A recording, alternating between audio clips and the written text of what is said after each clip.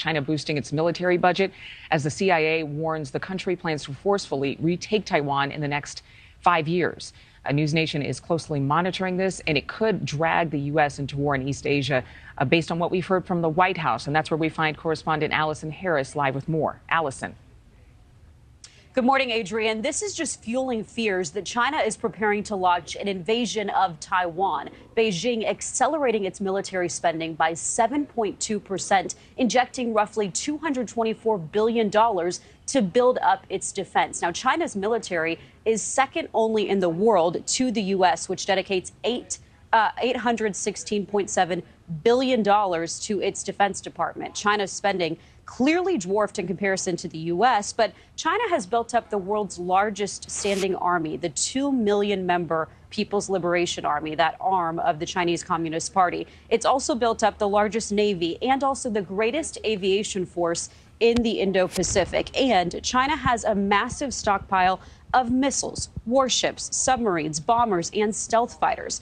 CIA Director Bill Burns says President Xi has instructed his army to be ready to invade Taiwan by 2027. President Xi saying that Taiwan is a province of China that must be reunified. President Biden has vowed multiple times to defend Taiwan if there is an unprecedented attack from China. So this is really just mounting concerns that China is preparing to launch an invasion of Taiwan, but not only concerning with China's possible actions for Taiwan, but remember that U.S. officials at the same time are warning that China is considering supplying lethal aid to Russia. It is a major concern, and these U.S. officials are also saying that there will be serious consequences if China does make that move to supply lethal aid to Russia. Now, China, for its part in all of this, says that it is increasing its military spending by an appropriate level, saying that this is only to better the welfare of members of its 2 million man army. Adrian. Thank you very much, Allison. Alright,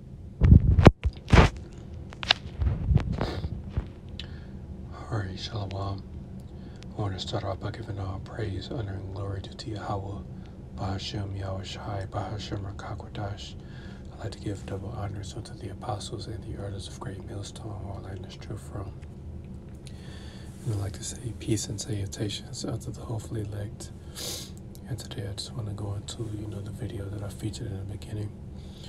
I'm just going to bear out a couple of scriptures. Lord willing, this lesson is edifying and straight to the point.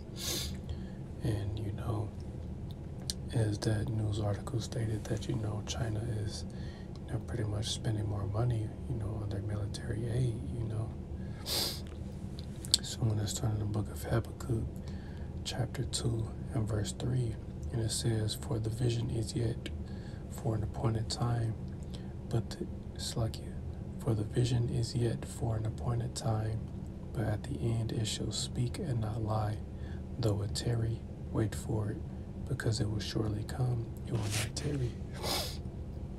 And yes, that's the time that we're in, we're in the end. We're in the last days, but, we're not at the very end, because, two major prophecies still have to come, which is, the prophecy of Revelation chapter 13, verse 16, being implemented, the mark of the beast. And then, shortly after, the destruction of America. So I'm going to go to the book of Matthew, chapter 24.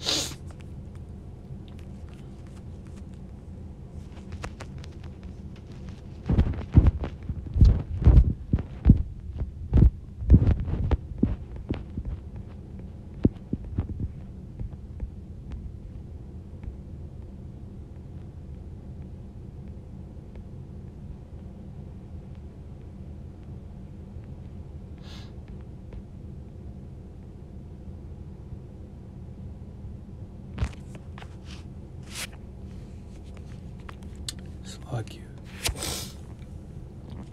This is the book of Matthew, chapter 24, verse 6, and it says, "And ye shall hear of wars and rumors of wars. See that ye be not troubled, for all these things must come to pass, but the end is not yet."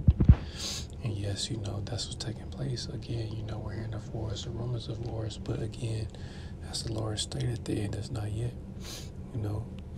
Verse 7, "For nation shall rise against nation, and kingdom against kingdom, and there shall be famines and pestilences and earthquakes in diverse places. All these are the beginning of sorrows." And yes, that is what's taking place. Earthquakes are taking place in diverse places. Various parts of the world are getting hit with earthquakes, pestilences, certain diseases, that are still killing people, as well. And these are the things, that must take place before, the nation of Israel, starting with the elect, can, once again be on top, to pretty much rule the earth in righteousness. These things have to happen.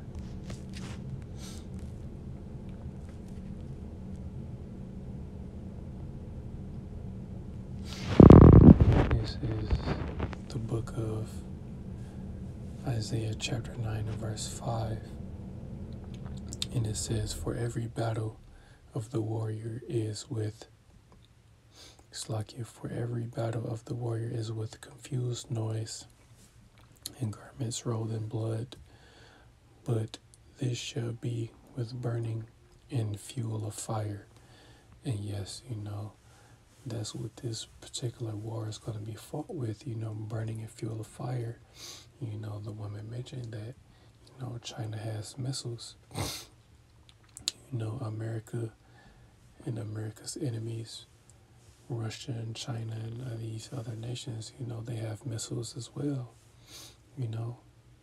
because wars were, originally fought with, swords, shields, spears and such, but this particular war is going to be, it's going to be fought by way of, thermonuclear missiles, I'm going to end it on this.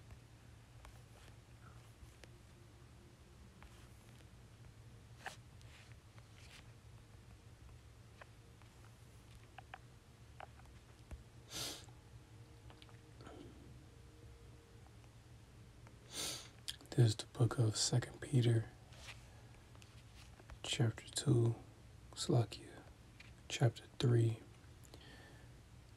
and verse 10, and it says, "But the day of the Lord shall come as a thief in the night, in the which the heavens shall pass away with a great noise, and the elements shall melt with fervent heat. The earth also and the works therein shall be burned up." And yes, that's what's going to happen. Once World War III happens, the War of Armageddon, those missiles are shot off. That's going to be that great noise.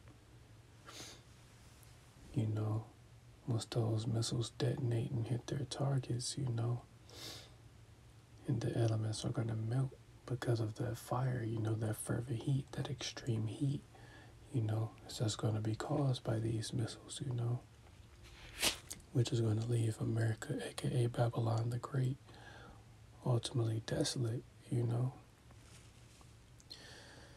So, Lord willing, this lesson was edifying. I want to give all praise, honor, and glory to Yahweh, Ba'ashem, Yahushai, Ba'ashem, Rakakwadash.